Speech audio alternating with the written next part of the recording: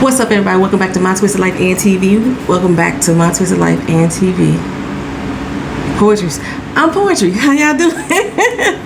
You are here for another recap and review of the TV show, The Equalizer. This is episode 7 or episode 6. Episode 6, The Room Where It Happens. I might be messing with the title, y'all. If I'm messing with the title, forgive me.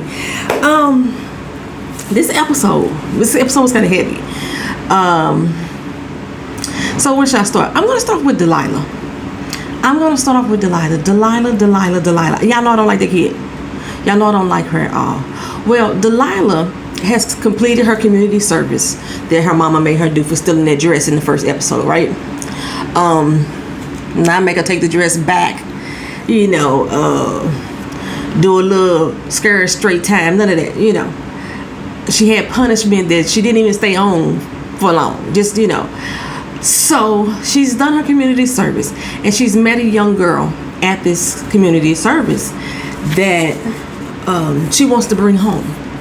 And Robin is like, no, What did she do?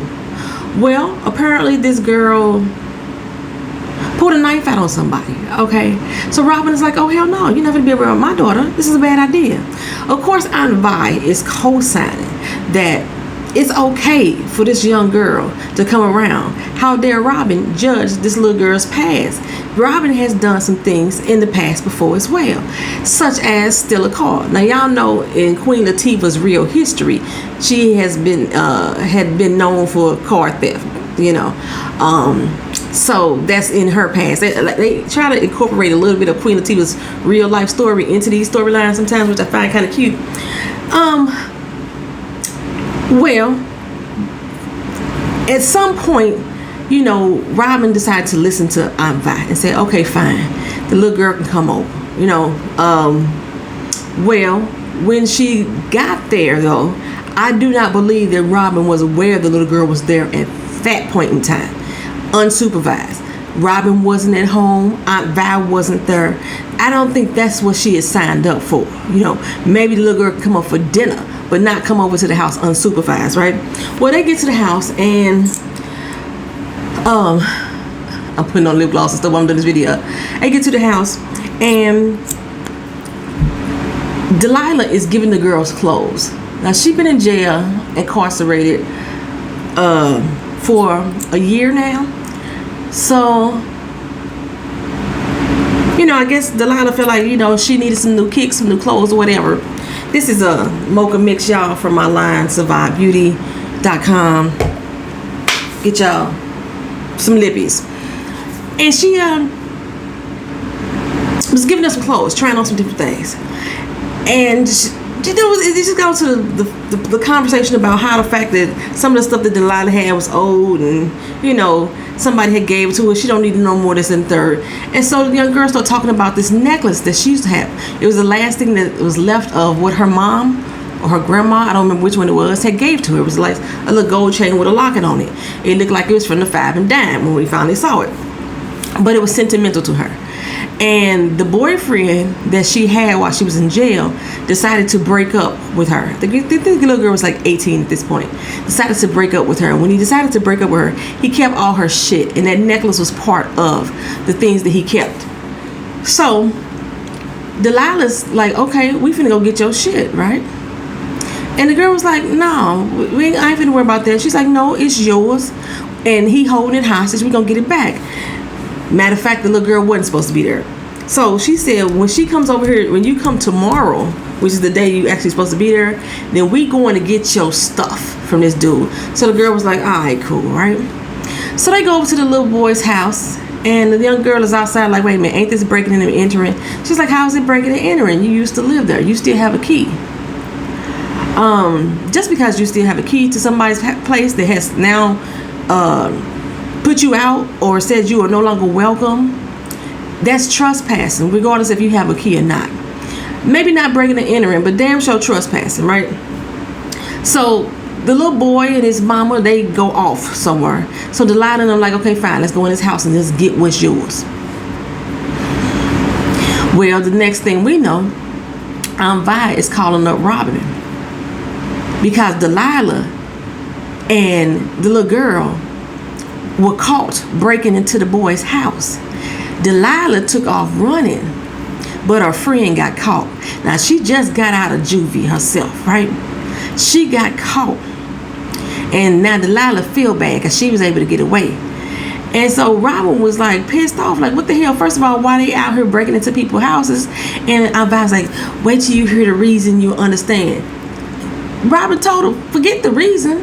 Don't be trying to tell me what I need to listen to. I'm her mama, not you, okay? And Aunt Vi was like, well, she called me though. Well, Aunt Vi, she called you because she knew you allowed her to get away with shit all the doggone time. This entire doggone season, which is one reason why I cannot stand this little girl, and I do not appreciate Aunt Vi's role, is the fact that every time this little girl do something wrong, which has been every fucking episode, she done stole some shit. She done lied about being in this place. She done went off and got drunk with some friends, snuck out the house and did this. Every single time, every episode, she back talking, smart mouth, and every doggone episode. And then Aunt Vi goes to Robin and makes Robin feel guilty about being a discipline or trying to discipline her own fucking child. She ain't trying to beat her upside the head. She ain't trying to shake the shit out of her. She's trying to instill into her some fucking respectability and some discipline. But the little girl always got a whole lot of back talking, smart mouth. Aunt Vi's always like, and then finding reasons and stories and putting out Robin's past to try to justify this little girl's behavior. Every time she do something wrong, she want to justify the fact that she did this shit wrong because Robin may have did something like that once upon a time. Two wrongs don't make a motherfucking right. So the little girl gets away with a lot of shit. So that's why she called you. That's why she called you. She didn't call you because she felt like you was more mama than Robin. She didn't call her daddy. She didn't call her stepmama because she knew that they would probably lay down the long hand of the law on her ass. They would put the fear of God in her ass. But you, Aunt Vi, would say, you know what, that's cool. Your mama used to do stuff like this back in the day. That's what you been doing, Aunt Vi. Had Robin feel not guilty. My bad, Aunt Vi. I'm sorry I made you feel this way. You know, I didn't mean it when I said you wasn't her mama. She's like, I know, yes you did. You did mean it. That's exactly what you meant. But you still need to listen to what happened. Fine. She can listen to what happened. She could listen to what happened all day long and still provide the proper amount of discipline that this child needs. Because she always cutting up and acting a damn fool. Always. Don't like this child. And Aunt Vi ain't helping me like that. Aunt Vi is just an enabler. Keep enabling all this bad behavior. And Robin feeling guilty because she wasn't there for her child in the way that her child wanted her to be. You know, she always succumbing to that guilt. And then be like, okay, you know, I'm proud of you for doing what you did. I totally understand. And then she just gets away with it again. Being disrespectful, unruly, unlawful. You break into this damn boy's house to get a fucking necklace, a 5 and dime necklace that she could have went down to Woolworths or Ben Franklin and picked another one up from. You break into somebody's doggone house and it's okay because Robin stole a car once upon a time back in her youth. No, it's not okay. Moving on from Delilah ass. We start this episode off with this young lady sitting in this car looking at this wall. Tension building up in her body and her frame, and she's cranking the engine. She taking some drinks, and all of a sudden she gunning. High speed, fastest velocity as that car could get to. And just before it crashed into that damn wall, the car stops. Now I'm looking at this car like this mug is from 1983. Ain't no doggone way it had no collision type of technology built into it at that time. That was an old bucket. There wasn't no 2099. It wasn't even no 1999. It was at least a 1983 Chevy something. Okay, but anywho, she didn't die. And she wanted to. Next thing we know, Robin get a phone call from the daddy. Something wrong with my daughter. She was high on life once upon a time. Then she came home, she's working for this politician, her dream job of her life, and she came home from school one day, and then she decided never to go back. The friends and family that she used to hang around come by to visit, she don't even want to see them. Something ain't right with my daughter. I think somebody is threatening her. So Robin said, okay, fine, I'm going to take a look into it. Well, we know with the help of Mel and Harry, they was able to track the girl phone and pull up her messaging and everything. They couldn't hack into the WhatsApp like they wanted to do to see if there was any phone calls or whatever happened. I thought they was gonna call up old boy from last episode when they talking about trying to get into some stuff unlawfully or something that's unhackable or whatever, but they didn't. In other words, they was able to read messages from Brainiac or somebody in 91. I forgot what his name was called, Brains and Brawn or something. 91. I don't know. A jock, some stupid jock, was sending messages like, "How dare you? I'ma get you. You try to ruin me, so I'ma ruin you." Text messages like that, right? So Robin went to his girl's friend house, the one who had came by, and was trying to find out information about, did she have trouble with anybody? Did anybody dislike her? Like things just like that, to find out what could have possibly led up to this girl's behavior and why she don't want to come out the house. Because when Robin was at the house, she was trying to talk to the girl and just get some information out of her, pretending that she was a school counselor, and the girl was like, everything cool. But you could tell she was very antsy. She was messing with her hands all the time. She was fidgeting. She was walking back and forth, talking all fast like I do sometimes, and just pacing and everything. So you could tell something was wrong, right? And soon as Robin was like, well, you could talk to me about anything. The girl was like, it's time for you to go. You can get the heck by. She dismissed her real quick. So Robin is out here trying to find out what's really the tea. So she asked her about the Brainiac 91 dude. I forgot what the heck. Was it Broniac 91? Who was he? She said, I don't know, but I got a group chat. If he's somebody on campus, somebody gonna know, right? So she hit him up in a group chat, and it turns out to be, like I said, this dumb jock. And she's like, well, that's surprising. She don't even like jocks. Why would she be talking to him for any reason? You know what I'm saying? So, of course, he had the batting cage. Just swing, better swing, pow. Swing, better swing, pow. Let me tell y'all, I hate them damn batting cages. Because when shit fly at me, I close my eyes. So I am prone to get fucked up by one of them baseballs come flying in my head. I don't have no good swing, no good aim, no hand coordination. I was good at T-ball. That's because the ball sat right there on top of the stand and it didn't fucking move. And it would bing, I could hit it that way. But a ball coming at me, softball, underhand, overhand, knuckleball, whatever. Any kind of ball you want to throw at me, slider, kickball, volleyball, if it's coming at me, I'm closing my eyes. So I couldn't do a batting cage. But anyway, Robin stepped into the batting cage and she decides that she gonna rough old boy up. Hemmed him up like, why are you threatening no girl? Such. First he said he didn't know who she was. Okay, you know who she is. So she roughed him up, threatened him up, hemmed him up by his neck, abusing the child. But she did all that, said, had the ball aiming at him. So this ball gonna take your eyes out. It's gonna take your arm out. It's gonna take your nuts out if you keep on fucking around with me, right? So he finally said, you know what? She was writing some papers for him. She fucked up one of the papers, and it got him a bad grade. So yeah, he was pretty pissed about that shit. You know what I'm saying? He said, but you know what? Something about the whole situation wasn't right anyway, because normally she would ask me, she was acting real weird when she gave me the paper, and normally she would ask me to pay her with, cash apps, whatever kind of ways, Apple Pay, all kind of little methods to pay me. And she didn't do that this time. She wanted me to pay her in Oxy. And Robin's like, in Oxy? What you mean, pay her your Oxy? Pay me in Oxy, right? So that light bulb moment, ding, bada boom, bada bing, what the hell happened, right? She rushes down to the house, goes to the door, and the daddy's like, what's going on? She's like, I've been calling, and she ain't answering the phone. He's like, what you mean she ain't answering the phone? She ain't answering the phone, right? So they rush up to the room. The girl lips all blue, eyes are all dilated, pupils fixed. She don't need on the Oxy. She was trying to kill herself. Well, during this process,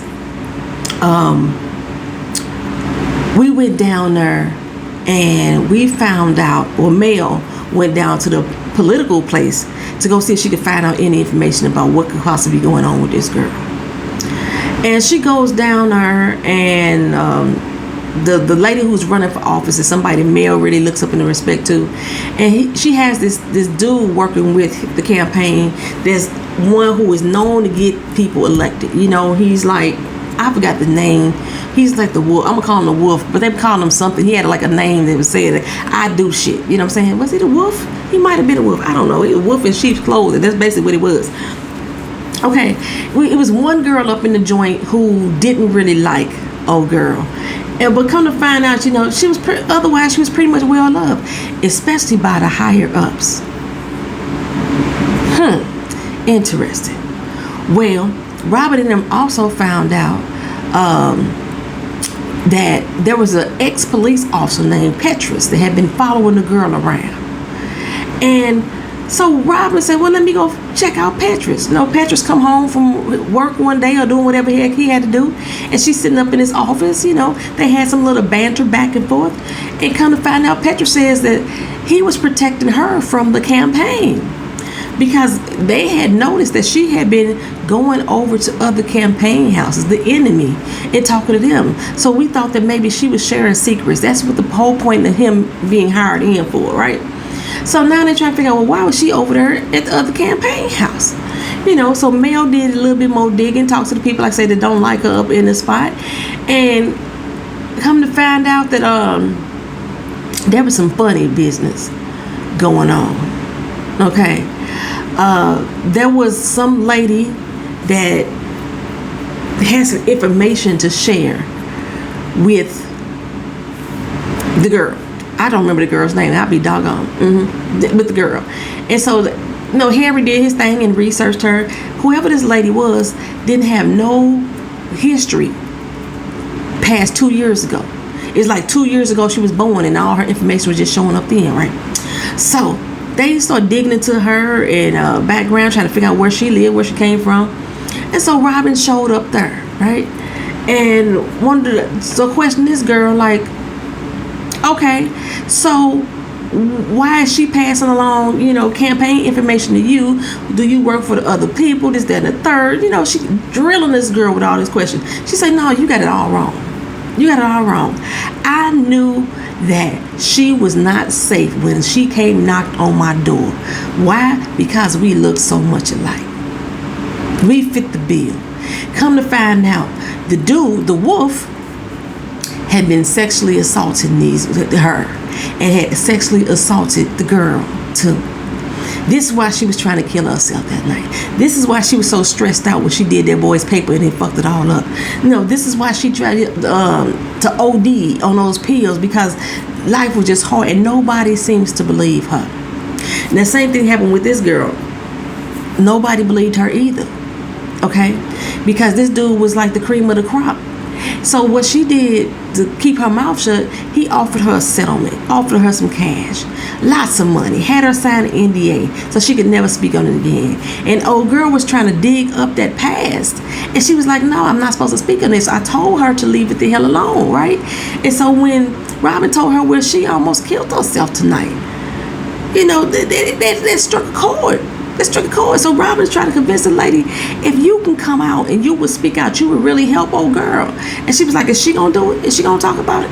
No, leave me the hell alone, okay? But if she say something, then I'll say something too. So now it became a hunt for Red October to try to find other women who may have fit the bill, because she mentioned that there was somebody from 2011 that had also went through the same thing. Well, the records from the police department in 2011 was still on microfiche. They wasn't in the computer, so they would have to go and try to get those records, and they had no access to them. So who they gonna call? Detective Dante. You know, Detective Dante, I realized wasn't even in the last episode at all, right? But he's in this episode, and he's like, okay, what you want now? You want me to do something else illegal now? Okay, right? And Robin is like, you know you want to, because I know you've been thinking about me. I can hear your smile on your face. Sometimes they doing all this little flirting back. At least she flirting with him anyway, back and forth.